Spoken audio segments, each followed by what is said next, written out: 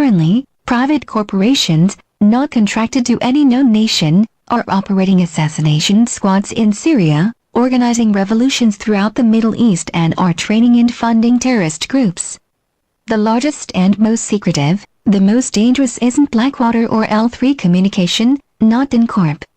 It is Google. You know, the search engine and the folks that run YouTube, with all those videos with puppies and kittens. Google goes bad in 2010. Former White House security advisor, assistant to Condoleezza Rice, Jared Cohen, joined the secret organization at Google.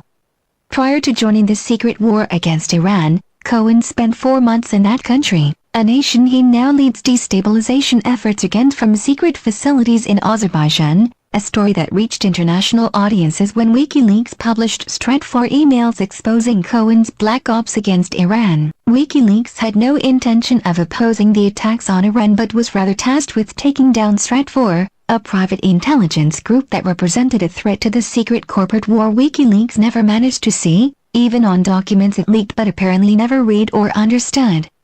Even a broken clock is right twice a day. The WikiWeasel. We all know how WikiLeaks feels things, their blind loyalty to Israel, their slavish alignment with the corporate media and their hatred of distractions, minor issues like 9/11 or how the West and Israel is backing Al-Qaeda in Syria. In December 2010, Zbigniew Brzezinski cited WikiLeaks as part of an intelligence agency and the output of WikiLeaks as seeded. WikiLeaks is a psyop, or as Webster Tarpley would phrase it, a limited hangout, leading Google's globalist dirty tricks division from Wikipedia, an organization perhaps even more controlled, more flawed than WikiLeaks itself. Part of their bio on Cohen, an Israeli citizen, former top U.S. counterintelligence expert and now, supposedly, employed by innocent Google. Jared Cohen, born November 24, 1981, is the director of Google Ideas and an adjunct senior fellow at the Council on Foreign Relations. Previously, he served as a member of the Secretary of State's policy planning staff and as an advisor to Condoleezza Rice and later Hillary Clinton. Initially brought in by Condoleezza Rice as a member of the policy planning staff, he was one of the few staffers that stayed under Hillary Clinton. In this capacity, he focused on counterterrorism, counter-radicalization, Middle East South Asia, internet freedom, and fostering opposition in repressive countries. According to the New York Times Magazine, Cohen was one of the principal architects of what became known as 21st century statecraft. In 2013, Cohen was named by Time Magazine as one of its 100 most influential people. We will cover how Stratfor exposed Cohen's operations, which now spread across the Middle East and into Africa, but more background on Google, the secret threat more powerful, better funded and more dangerous than the NSA could ever be. At one point, even Julian Assange cited Cohen and his work as banal, and accusing Cohen of failing to understand the titanic centralizing evil they are constructing. Yet, no one has ever heard of Jared Cohen, not of his months in Iran or his operations and his Google safe houses, not just in Azerbaijan, managing black ops in Iran but his black sites in Turkey, and their relation to chemical weapons used by jihadists working against the Syrian government, working for Google. Is Google the real Homeland Security? Last week, news organizations in the U.S. reported an interesting story. An American family, totally unconnected to the Middle East or extremist politics, had been using Google to search the internet. The wife was looking for a pressure cooker for canning vegetables. The husband was planning an outdoor vacation and was looking for a backpack. 6 Homeland Security commandos showed up at their door, not sent there by the NSA but by Google. Who is Google?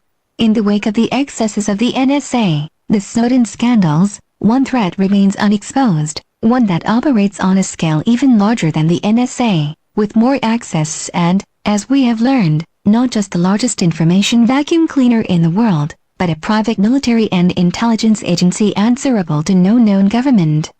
When you search the internet, you profile yourself, not just for targeted advertisements, but, as we see above, for surveillance, for the lists, perhaps enemies of the state, based on your purchases, your interests or your reading habits.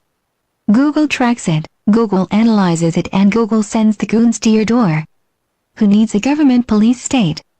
Who needs the NSA? Who is Google?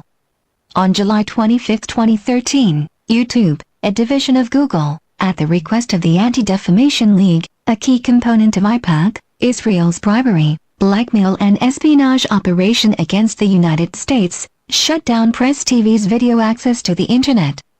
Does the ADL and IPAC control Google, or is it the other way around? What if Google decides on a regime change in Tel Aviv?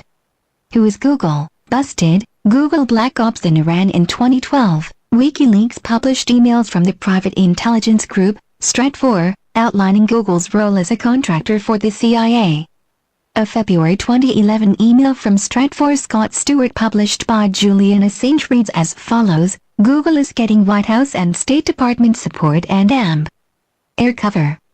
In reality, they are doing things the CIA cannot do. But, I agree with you. He's, Jared Cohen, going to get himself kidnapped or killed. Might be the best thing to happen to expose Google's covert role in foaming uprisings, to be blunt. The US Gov can then disavow knowledge and Google is left holding the expletive deleted bag. Cohen might end up having an accident if he is not careful. This is not child's play. Months ago, CIA sources confirmed Google's role as a contractor, gathering intelligence against Iran. However, current sources indicate that the CIA isn't their only client and that intelligence gathering isn't all they do.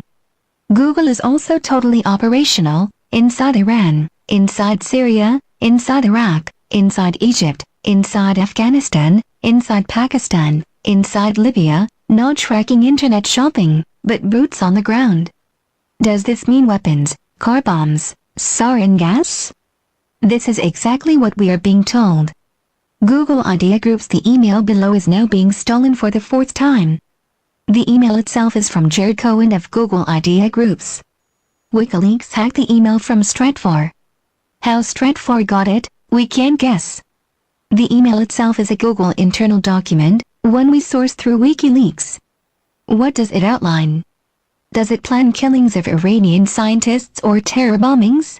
We can't be sure. But if Google uses the same veiled language as other organized crime operations, well, read it and make your own decision. Send. Sunday, February 27, 2011, 9:28 a.m. to Secure List Subject, Google and AMP. Iran internal use only. PLS do not forward. PLS do not forward. Sole source extracted from an internal email to a senior Google executive. The MSG is from Jared Cohen, the former policy appointee at State, and discusses Cohen's plans on mating with Iranians, note, anti-government insurgents. I wanted to follow up and get a sense of your latest thinking on the proposed March trip to UAE, Azerbaijan, and Turkey. The purpose of this trip is to exclusively engage the Iranian community to better understand the challenges faced by Iranians as part of one of our Google Ideas groups on repressive societies. Here is what we are thinking. Drive to Azerbaijan-Iranian border and engage the Iranian communities closer to the border. This is important because we need the Azeri-Iranian perspective. Google, beyond borders, beyond the law. Analysts tell us that Google is the operational intelligence and strategic planning agency for the New World Order.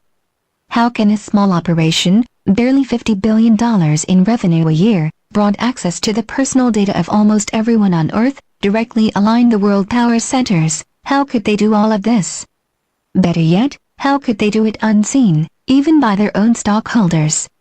Sometimes we forget.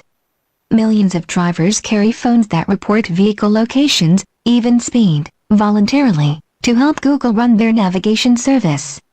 Google Earth had photographs of almost every building on Earth, every intersection, every school, and even sells military-grade satellite service, in real time, to clients who have more than a minor curiosity about those around them.